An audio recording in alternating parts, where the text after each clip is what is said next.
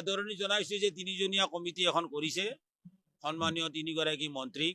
তাৰে ভিতৰত মাননীয় অজন্তা নেওগ বাইদেউ আছে। অজন্তা নেওগ বাইদেৱে সমাজ কল্যাণ বিভাগৰ দায়িত্ব লোৱা প্ৰায় 12 বছৰমান হ'ল নেকি, কাৰণ ইয়াৰ আগতে কংগ্ৰেছ চৰকাৰ দিনতো তেখেতে সমাজ কল্যাণৰ দায়িত্ব লৈছিল। অজন্তা নেওগ বাইদেৱে ভালদৰে জানে যে কেনেকে কি পইচা তেওঁলোকে পাব লাগে। তাৰ কাৰণে তিনিজনীয়া মন্ত্ৰী পৰিষদ কৰাৰ কোনো প্ৰয়োজন নাই।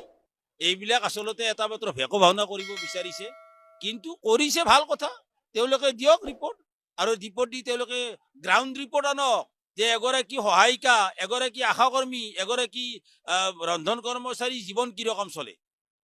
3000 টকাৰে এগৰাকী আশাকৰ্মীয়ে তেওঁৰ নিজৰ ডিউটি সঠিকভাৱে কৰিব পাৰে নেকি তাৰ বিচাৰ কৰক। আন নালাগে আপোনাৰ মুখ্যমন্ত্ৰী মহোদয় মাননীয় হিমন্ত বিশ্ব শৰ্মা ডাঙৰীয়া, আপোনাক মই এই সংবাদ মাধ্যমৰ জৰিয়তে দি এটা কথা জনাব বিচাৰিছো আৰু আপোনাক প্ৰত্যাহ্বানে জনাইছো। আপুনিতো ILOক মাতি আনিছিল অসমত, ইণ্টাৰনেশ্যনেল লেবাৰ অৰ্গেনাইজেশ্যনক মাতি আনিছিল অসমত শ্ৰমিকসকলৰ মজুৰি নিৰ্ধাৰণ কৰাৰ কাৰণে। ILOৰ পৰামৰ্শক আমি চেলেঞ্জ কৰিছিলো, তেওঁলোকে পৰামৰ্শ সঠিকভাৱে কৰা নাই। তথাপিতো কৈছো, সেই ILOই কৈছিল যে অসমত কাম কৰা 8 ঘণ্টা পৰিশ্ৰম কৰা যিকোনো এজন ব্যক্তি অতি কমেও 475 টকা দিন হাজিৰা দিব লাগে। তেনেহলে ILOৰ পৰামৰ্শ মাতি অংগনবাড়ী কৰ্মী সহায়িকাৰ মাননি নিৰ্ধাৰণ কৰক। ILOৰ পৰামৰ্শ মানি ফেলে আশা কৰ্মী ৰন্ধন কৰ্মচাৰীৰ মাননি নিৰ্ধাৰণ কৰক। তাকে নকৰি এইবিলাক বাগাৰাম্বাৰ কথা বতৰাটো কৈ লাভ নাই। আমি আশাবাদী, তিনিজনীয়া মন্ত্ৰী পাতিছে, মন্ত্ৰীবিদৰ দায়িত্ব দিছে, তেওঁলোকে বিচাৰ কৰক, আলোচনা বিলোচনা কৰক। কিন্তু আমি দাবী কৰিম বাৰে বাৰে, এই আলোচনাৰ শেষত কিন্তু অন্তত অসম চৰকাৰৰ তৰফৰ পৰা, কেন্দ্ৰীয় চৰকাৰে কি দিয়ে বেলেগ কথা, অসম চৰকাৰৰ তৰফৰ পৰা প্ৰতিগৰাকী আঁচনিভুক্ত কৰ্মচাৰীয়ে মিনিমাম 10,000 টকা মাহিলী দৰমহা আয়োগৰ নিৰ্দেশনা মুখ্যমন্ত্ৰীয়ে মানে। কিন্তু আঁচনিভুক্ত কৰ্মচাৰী দৰমহা দিব লগা হলে যিটো নিয়ম কৰিব, সেই নিয়ম ভংগ কৰিব পৰা নাই, তেওঁলোকে দৰমহা নাপায়। মাননি বৃদ্ধিৰ কথা যদি মুখ্যমন্ত্ৰী মহোদয়ে বুজাইছে, তেতিয়াহ'লে ইমানখিনি টকা দিব নোৱাৰিম বুলি যদি মুখ্যমন্ত্ৰীয়ে কয়, তেতিয়াহ'লে মুখ্যমন্ত্ৰীয়ে নিজে আত্মসমৰ্পণ কৰক যে তেওঁ চৰকাৰখন দেউলীয়া হৈছিল। আৰু তেওঁতো বাৰে বাৰে কৈ আছে যে চৰকাৰ টকাৰ কোনো অভাৱ নাই, কোটি কোটি টকা খৰচ কৰি আছে বিভিন্ন শিতানত, হৰেক ৰকমৰ শিতানত। অনুৎপাদনশীল ব্যয় বাঢ়িছে, অসমত অনুৎপাদনশীল ব্যয় বাঢ়িছে, উৎপাদনশীল ব্যয় জঘন্যভাৱে কমিছে। যিসকলে কাম কৰে তেওঁলোকক মাননি দিব নোৱাৰে, মজুৰি দিব নোৱাৰে, কিন্তু কাম নকৰা মানুহক বিভিন্ন প্ৰকাৰে হিতাধিকাৰী সৃষ্টি কৰি আছে, বেনিফিচিয়াৰী সৃষ্টি কৰি আছে। বেনিফিচিয়াৰীৰ পলিটিক্সক আমি আপত্তি কৰা নাই, সাধাৰণ মানুহ, গৰীব মানুহক 2 পইচা দিছে দিয়ক, কিন্তু একে সময়তেই কাম কৰা মানুহকো পইচা দিব লাগে। 12 লক্ষ চাহ বাগানৰ বনোৱা মাত্ৰ 250 টকা দিন হাজিৰা দি পেলাই খটুৱাই আছে। এই 2,71,000 আঁচনিভুক্ত কৰ্মচাৰী, তেওঁলোকক আজি 100 টকাৰ পৰা 150 টকা পৰ্যন্ত দিন হাজিৰাৰ ভিত্তিত তেওঁলোকক পইচা দি আছে। তেওঁলোকক 6,500 টকা পায় কোনোবাই মাহত, সেইটো বেলেগ কথা, কিন্তু এইটো হৈছে দিন হাজিৰাৰ ভিত্তিত। ইমান কম পইচাৰে মানুহ চলিব পাৰে নেকি? আৰু মুখ্যমন্ত্ৰী মহোদয়ে যিটো কথা কৈছে যে তেওঁলোকৰ বোলে ইমানখিনি টকা দিবলৈ অসম চৰকাৰৰ ক্ষমতা নাই।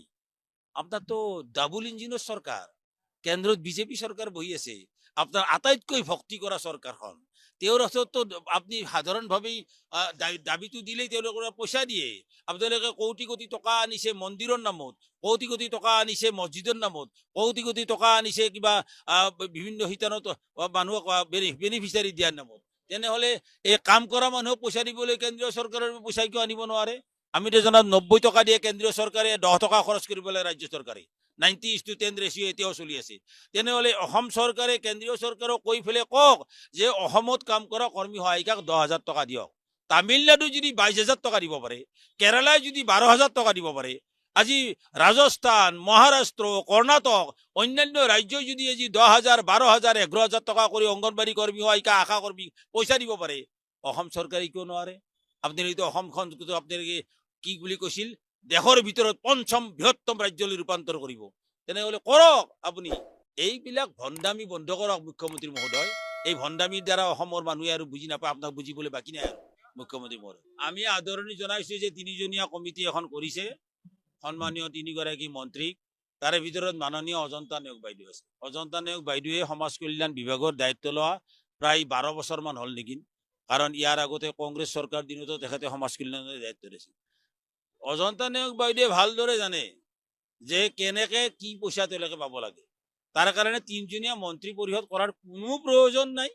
এইবিলাক আচলতে এটা মাত্ৰ ভেকো ভাওনা কৰিব বিচাৰিছে, কিন্তু কৰিছে ভাল কথা। তেওঁলোকে দিয়ক ৰিপৰ্ট, আৰু ৰিপৰ্ট দি তেওঁলোকে গ্ৰাউণ্ড ৰিপৰ্ট আনক যে এগৰাকী সহায়িকা, এগৰাকী আশাকৰ্মী, এগৰাকী ৰন্ধন কৰ্মচাৰী জীৱন কি ৰকম চলে। ৩,০০০ টকাৰে এগৰাকী আশাকৰ্মীয়ে তেওঁৰ নিজৰ ডিউটি সঠিকভাৱে কৰিব পাৰে নেকি তাৰ বিচাৰ কৰক। আন নালাগে আপোনাৰ মুখ্যমন্ত্ৰী মহোদয় মাননীয় হিমন্ত বিশ্ব শৰ্মা ডাঙৰীয়া, আপোনাক মই এই সংবাদ মাধ্যমৰ জৰিয়তে দি এটা কথা জনাব বিচাৰিছো আৰু আপোনাক প্ৰত্যাহ্বানে জনাইছো।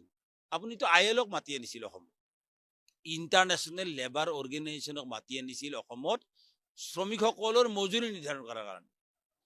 ILOৰ পৰামৰ্শক আমি চেলেঞ্জ কৰিছিলো, তেওঁলোকে পৰামৰ্শ সঠিকভাৱে কৰা নাই। তথাপিতো কৈছো, সেই ILOই কৈছিল যে অসমত কাম কৰা 8 ঘণ্টা পৰিশ্ৰম কৰা যিকোনো এজন ব্যক্তি অতি কমেও 475 টকা দিন হাজিৰা দিব লাগে।